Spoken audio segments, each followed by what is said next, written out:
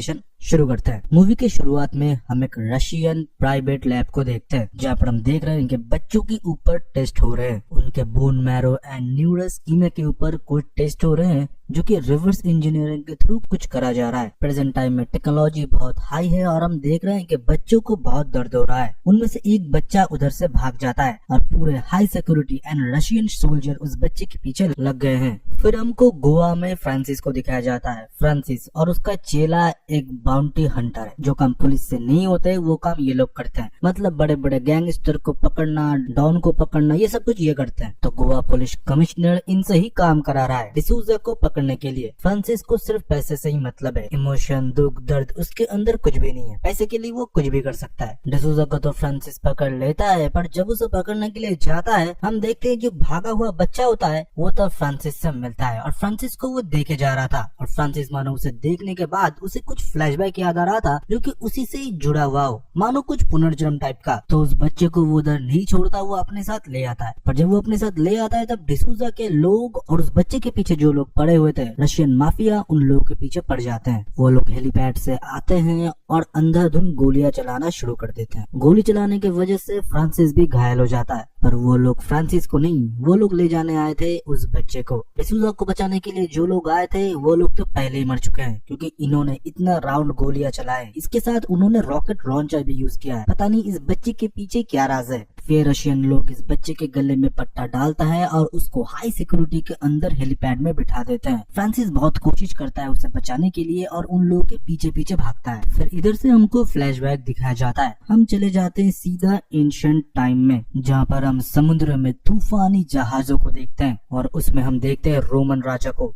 वो भारत के ऐसे क्षेत्र में आ चुका था जहाँ पर 5 द्वीप थे और उस 5 द्वीपों में से उसको एक द्वीप चाहिए था जहाँ पर वो अपने सैनिकों को रखे और उन लोगों का विस्तार करे। ये 5 द्वीपों में अलग अलग खूबियों के लोग रहते थे। मुक्कार, वेंकरू, मंडियाल, आरती और पेरुमची। किसी में बहुत शांत स्वभाव के लोग रहते थे जो कि सिर्फ जहाज बनाना जानते थे और आत्मरक्षा करना। किसी में हिंस्र लोग रहते थे जो कि शिकार करना और रक्त पसंद थे। किसी भूमि में सिर्फ हरियाली थे, जनजाति से प्यार करा जाता था। वो लोग लोगों को जड़ी बूटी की मदद से ठीक कर दिया करते थे। हम रोमन के जहाज में मिया सेन को देखते हैं, जो कि एक बंजारा होता है। 5 गांव में उसका आना जाना होता है, पर वो सिर्फ पैसे से मतलब रखता है। रोमन राजा उसी की मदद से इस गांव में से किसी एक गांव को अपने वश में करेगा, मतलब उस जनजाति को वो झुका देगा और खुद के रोमन लोगों को उधर रहने के लिए बसाएगा। और मिया सेन हर एक चीज के पैसा लेगा। वो बोलता है कि आप कोई भी एक जनजाति के ऊपर हाथ लग दीजिए, हम उसको कौशल से तोड़ेंगे और उसमें आपका ही राज होगा। तो आपको कौन सा द्वीप चाहिए?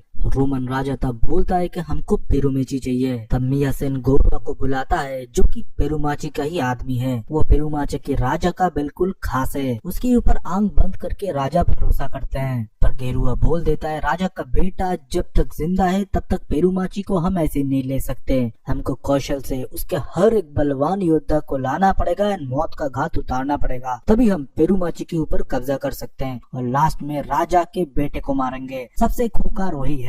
फिर बनता है प्लान, जहाँ पर गोरुआ बोलता है कि आप कितने पैसे दोगे? पेरुमाची के लड़का, लड़की, छोटे बच्चे, गर्भ में पलते हुए छोटा बच्चा भी एक योद्धा है। तभी रोमन राजा बोलता है, तुमको हर एक योद्धा के बदले 2 स्वर्ण मुद्रा मिलेंगे। और मुझे विश्वास दिलाने के लिए कि तुम कितने लोगों को मार रहे हो, हर एक योद्धा के दाहिना हाथ कटा हुआ मुझे चाहिए मेरे सामने। गेरुआ और मिया सेन इस बात को मान लेते हैं। फिर ये लोग पेरुमाची गाँव में जाते हैं। पेरुमाची गाँव में जाते टाइम गेरुआ के साथ उसका पत्नी और उसका बेटा भी होता है। उसका बेटा उसे अपना सब कुछ मानता है। जहाँ भी गेरुआ जाता है उसका बेटा उसी के ही साथ जाता है। उसका बेटा उसे बहुत प्यार करता है। फिर ये लोग गांव में जाते ही गांव के राजा के साथ वो लोग कूटनीति करना शुरू कर देते हैं और राजा को ये विश्वास दिलाते हैं कि रोमन राजा ने आप लोगों को काम सौंपा है, इसके बदले बहुत सारा स्वर्ण मुद्रा और खाना भी मिलेगा। इसके लिए आपको उन लोगों के लिए सिर्फ जहाज बनाने हैं। राजा उसके ऊपर भरोसा करते थे, ऊपर से स्वर्ण मुद्रा और खाना भी मिलेंगे। इसके लिए राजा मान भी जाते हैं। गेरुआ ये दावी रखता है कि उन लोगों को 100 हट्टे कट्टे जवान लोग चाहिए जो जल्द से जल्द जहाज को बना देंगे।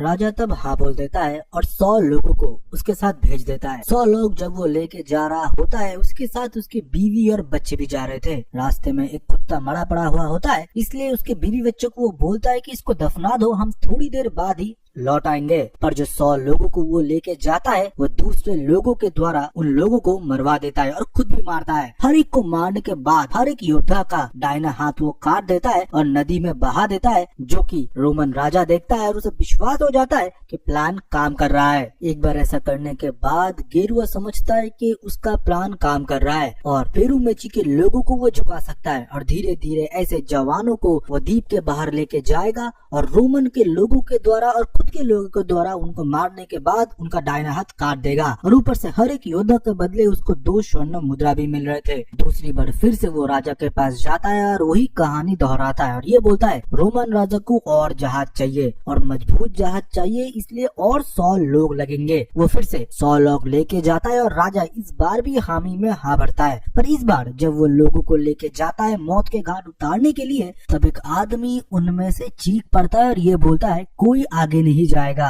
और अपना हाथ वो बाहर निकालता है। उसके हाथ कटे हुए थे। इसके मतलब पहली बार 100 लोगों में से ये भी था जो कि छुप चुका था। वो अपना हाथ काट देता है और दे देता है उन लोगों को कि विश्वास दिलाने के लिए कि 100 लोग मरे हैं पर वो जिंदा था। वो भागते हुए राजा के पास जाता है और सब कुछ बताता है। ये देखने के बाद गेरुआ भी थोड़ा डर जाता है। धीरे धीरे मानो उस जंगल में एक आवाज गूंजने लगा था, कंगुवा, जो कि और कोई नहीं राजा का बेटा होता है। वो लोग कंगुवा को पुकारते हैं और दूसरी जगह हम देखते हैं कि रोमन लोग आ चुके थे इन लोगों को फिर से मौत के घाट उतारने के लिए और गेरुआ के अपने लोग भी। पर हम देखते तभी एंट्री होता है कंगुवा का, जो कि और कोई नहीं मेगा स्टार सूर्या का होता है। उसका लुक बहुत ही आइकॉनिक था। मैं बोलूंगा एक बाहुबली टाइप का एक सीन क्रिएट करा गया है और एंट्री भी मुझे बहुत पसंद आया और सीन भी, क्योंकि ये जो बीजीएम के साथ सूर्य का एंट्री और फेस लुक मेकअप वगैरह पूरा परफेक्ट बैठता है एक पुराने दिन का एंशिएंट मूवी की तरह। मुझे तो बहुत पसंद आया। फिर से back to the main story में हम आते हैं और हम देखते हैं कांगुवा आने के बाद उन लोगों की रूह कांप जाता है। कांगुवा एक योद्धा होता है जो कि बहुत ही खूंखार होता है, किसी को बख्शता नहीं है, इसीलिए सारे लोग डरते हैं कि इस द्वीप में कब्जा बिठाने के लिए। इससे पहले बहुतों ने कोशिश किया, कांगुवा ने सबको मार दिया था। कांगुवा फिर एक एक करके सबको मौत के घाट उतारता है। फाइटिंग सीन ऑसम, पूरा एंशिएंट टाइम का आपको फील देगा। अगर आपने 300 मूवी देखा है तो आपको उसका भी फील दे सकता है। कांगुवा ने फिर गेरुआ का हाथ काटा और जीवित रख के उसको गांव के सामने ले आया। जो भी गेरुआ कर रहा होता है उसके बारे में उसके बीवी बच्चे को कुछ भी नहीं पता। उसका बच्चा रो रहा था, बिलख रहा था अपने बाबा का ऐसा हालत देख के। उसकी पत्नी मिन्नतें मांग रही थी कांगुवा से भैया भैया बोल के कि उसके पति को छोड़ दिया जाए, पर कांगुवा उसे छोड़ता नहीं। वो बोलता है जो गलती इसने किया है इसका कोई माफी नहीं हो सकता। 100 योद्धा की मौत हुआ है, इसकी सजा सिर्फ मौत ही है। गाँव वाले और राजा भी यही चाहते हैं और लोग ये भी चाहते हैं कि गेरुआ के साथ उसके पत्नी और बच्चे का भी मौत हो जाए। लाइक पूरे वंश को वो जला देने चाहते हैं, क्योंकि लालच अगर पति में है तो पत्नी में भी है तो बच्चे में भी है।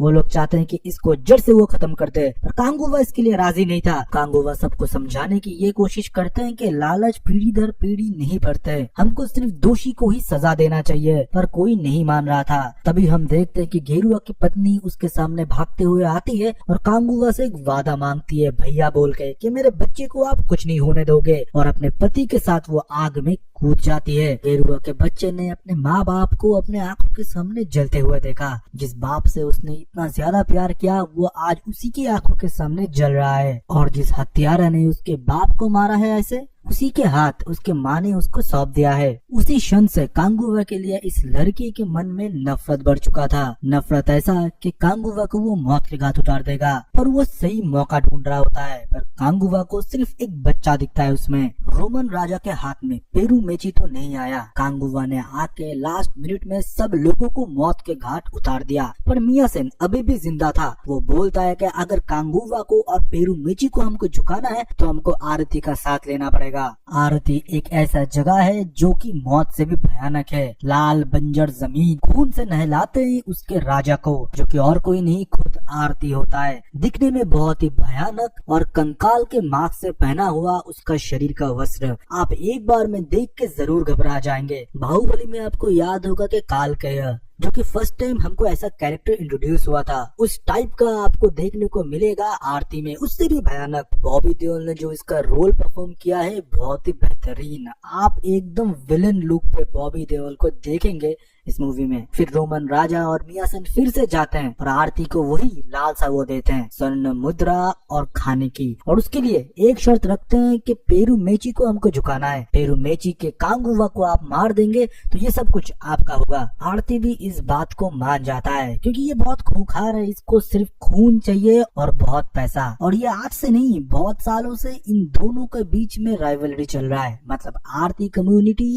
And पेरुमेची community. ये लोग एक दूसरे के साथ बहुत टाइम से लड़ रहे हैं। फिर हम देखते हैं आरती खुद नहीं जाता, आरती अपने दोनों शूरवीर लड़के को भेजता है कांगुवा और उसके लोगों को मारने के लिए। उसके बच्चे कांगुवा के कुछ लोगों को मार भी देते हैं, पर कांगुवा को वो मार नहीं पाते। कांगुवा उन दोनों को मौत के घाट उतार देता है, पर मौका मिलते ही गेरुआ के लड़के ने भी कांगुवा के ऊपर हमला कर दिया था और कांगुवा तब समझ चुका था कि उसके मन में कांगुवा के लिए क्या है। कांगुवा ने उसको बच्चे की तरह ही पाला, उसको अच्छे से प्रशिक्षण दिया, कैसे वो हथियार में निपुण बनेगा, उसको अच्छे से अध्ययन कराया और शिक्षा दिया, और उसका परिणाम उसे ये मिला। और हो भी क्यों ना, क्योंकि उसने उसके पिता को मारा है। एक बच्चे की क्रोध वो समझ पा रहा था, इसलिए कांगुवा ने उल्टा उसके ऊपर कोई हमला नहीं किया या उसके ऊपर नाराज भी नहीं था। वो उससे एक वादा मांगता है कि हमारे ऊपर आज आरती के लोगों ने हमला किया है, हमारे लोगों को अभी मेरी जरूरत है, हम लोगों को रोकना पड़ेगा, आरती को और रोमन लोगों को। तुम मुझे जरूर मारोगे, पर इससे पहले हमको लड़ना पड़ेगा इन लोगों के खिलाफ। मैं तुमसे ये वादा करता हूँ कि मेरी मौत तुम्हारे हाथे होगी। बरुआ का बच्चा तब इस बात को मान जाता है क्योंकि उसको बदला चाहिए था। पर कांगुवा जब उस लड़के को फिर से कबीले में लेके जाता है, उस कांगुवा के पिता तब उस बच्चे को दंड देते हैं और ये बोलते हैं कि इसको मौत की सजा सुनाया जाए क्योंकि इसने तुम्हारे ऊपर हमला किया है। तब कांगुवा उसके बाबा के ही खिलाफ आते हैं और ये बोलते हैं कि इसके माँ को मैंने वचन दिया था कि इसके बेटे को मैं कुछ भी नहीं होने दूंगा। तभी उसके बाबा और गाँव वाले बोलते हैं ठीक है, इसको मौत की सजा नहीं, इसको काले जंगल की सजा देंगे, इसको जंगल में अकेले छोड़ देंगे। अगर वो जिंदा रहा तो वो बचेगा, नहीं तो इसने जो किया है उसका सजा उसे जंगल देगा। कांगुवा तब बोलता है इस सजा का हकदार मैं भी हूँ, अगर जाना है तो उसके साथ मैं भी जाऊंगा। और वो उस बच्चे के साथ खुद भी जंगल में चला जाता है। और दूसरी जगह हम आरती को देखते हैं जो कि एकदम आग बबूला हो चुका था क्योंकि उसके दोनों बेटे ही मारे गए थे। और इनके कबीले में एक रिचुअल है, अगर मरे गए इंसान का मांस गिद्ध नहीं खाते तो इनको मोक्ष नहीं मिलता। गिद्ध भी इसके बच्चे के मांस नहीं खा रहे थे। और ऊपर से हम ये भी देखते हैं कि रोमन आते हैं और बोलते हैं कि तुम लोगों से काम नहीं होगा, हम लोग ही कांगुवा को मार डालेंगे, हमारा स्वर्ण मुद्रा वापस करो। तब वो इतने गुस्से में आ जाता है कि रोमन लोगों को ही मार देता है और ये बोलता है आज से मेरा जिंदगी का मकसद है कि मैं कांगुवा को खत्म करूंगा और मैं ये वादा करता हूँ मैं कांगुवा को खत्म करूंगा और ये गिद्ध मेरे बच्चे के मांस को खाएंगे और मेरे बच्चों को मोक्ष मिलेगा। और दूसरी जगह काले जंगल में कांगुवा और बोरुआ के लड़के के बीच धीरे धीरे नजदीकियां बढ़ रहे थे।